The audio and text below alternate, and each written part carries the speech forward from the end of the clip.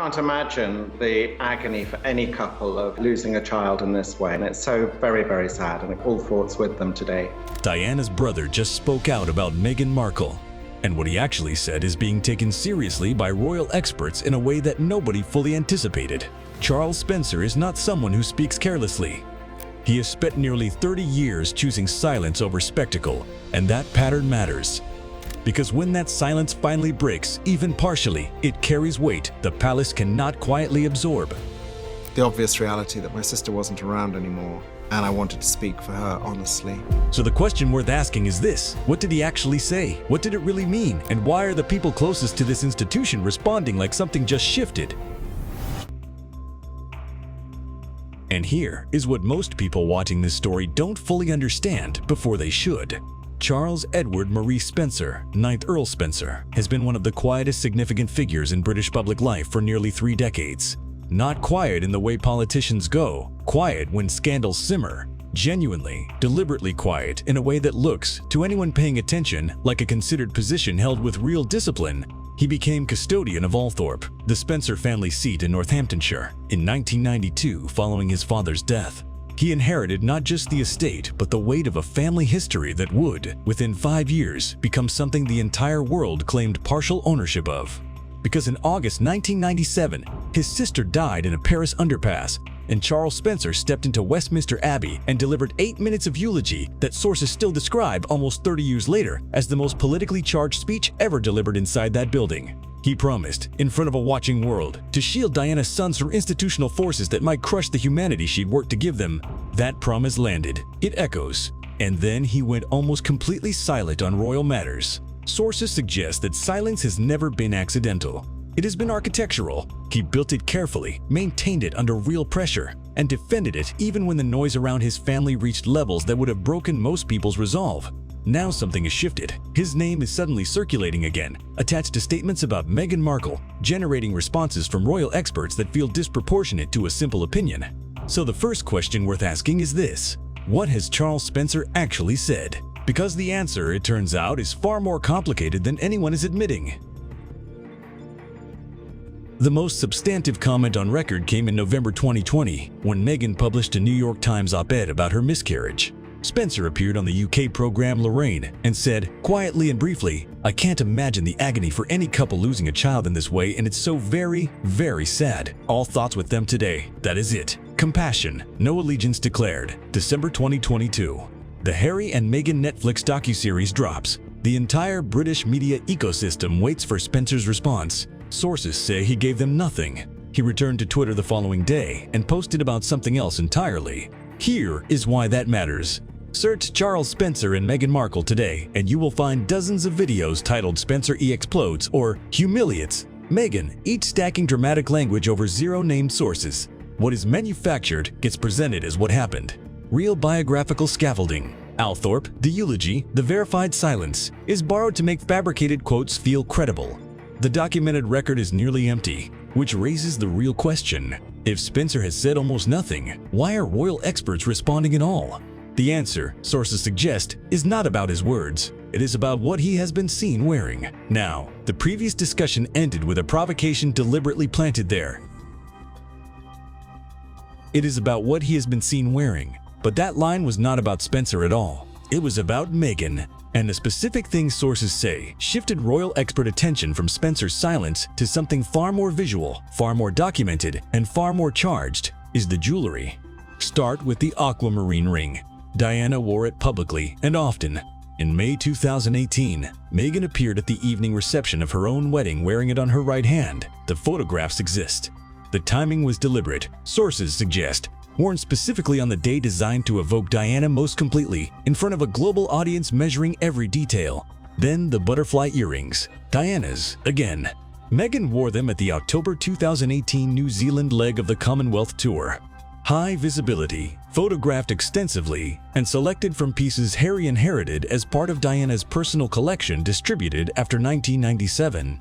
Then the Cartier watch, Diana's personal piece, appearing on Meghan's wrist in subsequent public engagements, each item individually explainable, collectively something else entirely. Here is why Spencer's name enters this. Spencer has been the documented custodian and archivist of Diana's material legacy at Althorp since her burial there in 1997. He personally oversaw the Diana Museum on the estate for years. He has spoken, carefully and rarely, about what Diana owned, what she valued, what she left behind. He has a documented, proprietorial relationship with how that legacy is physically represented. So when Diana's jewelry begins appearing systematically on Meghan at high-visibility moments, the wedding, the Commonwealth tour, sources say Spencer's circle registered it, not as sentiment, as optics management, and that registration quietly informs something else Spencer was apparently asked to participate in directly. The question is what that ask actually was.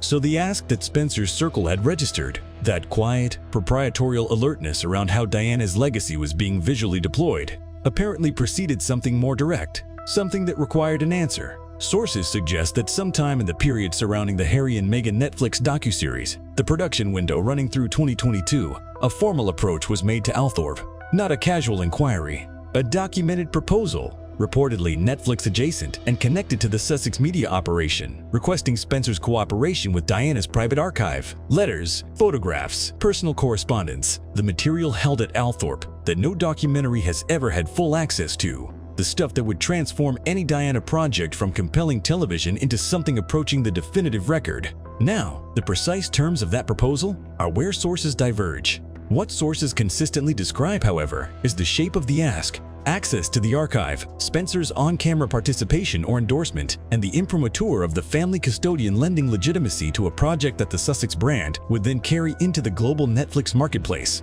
The response was a refusal, flat, given quickly enough that the deliberation itself communicated something. And here is where the detail gets interesting. Because refusing an archive request from a production company is one thing, this was not a cold approach from a stranger. This was, at its core, a request from the family of Harry, Diana's son, the nephew Spencer stood at Westminster Abbey to protect. Spencer understood that framing entirely and declined anyway. What did his options actually look like? He could cooperate fully, lending the archive and his name to a project he had no editorial control over.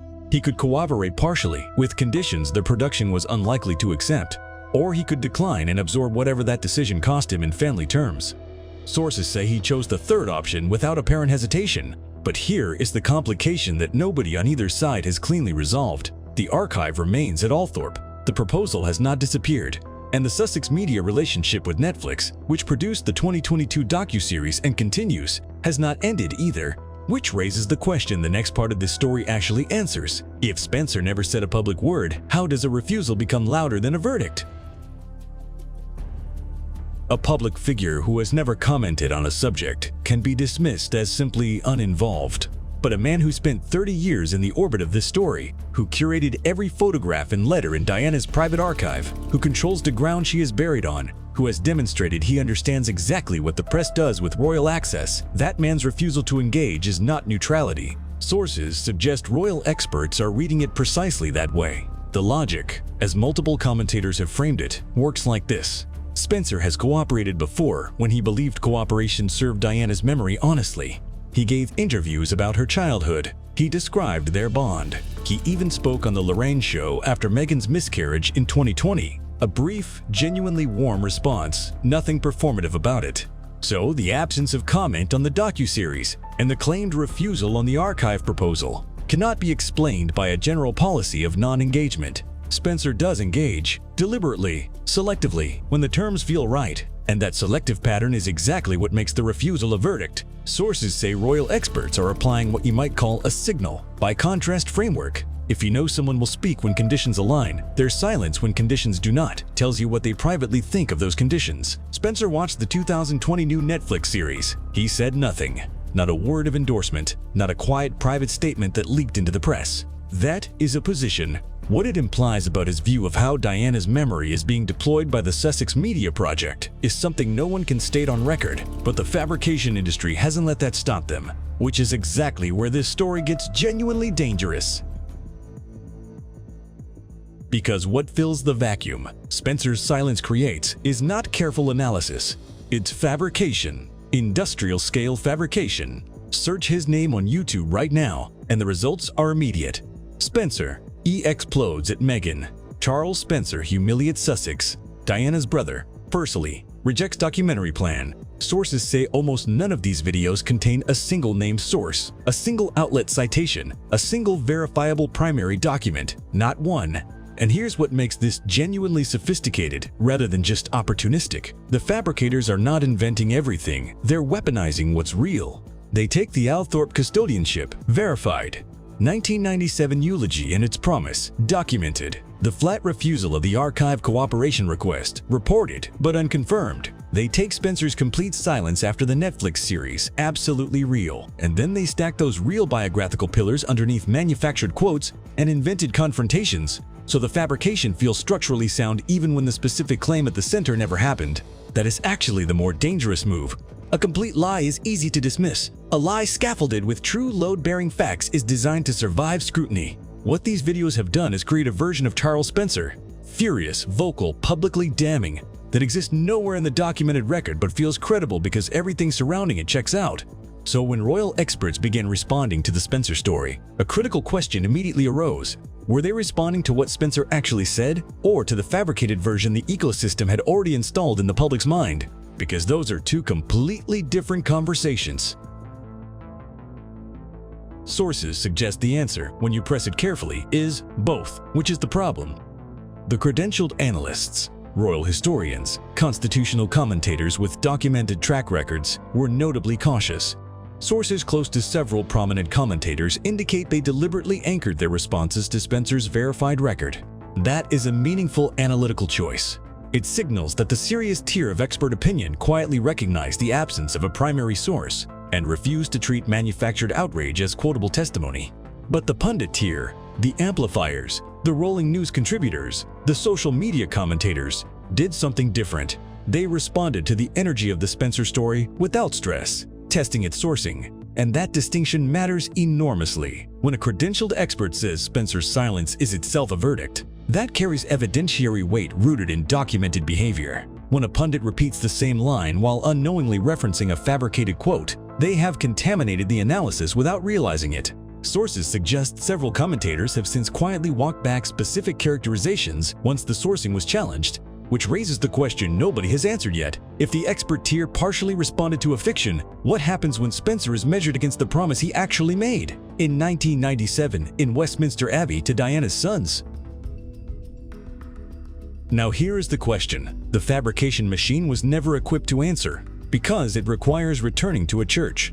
Westminster Abbey, September 6, 1997. Spencer stood at a lectern and made a promise that was not symbolic, it was specific. He said Diana's boys would not be shaped by duty and tradition alone, that they would retain the emotional range their mother had given them, that he would see to it. Sources suggest people inside the palace heard that as a direct challenge to the institution. It was meant to be. 28 years later, Harry lives in Montecito. He has renounced his security arrangement with the Crown.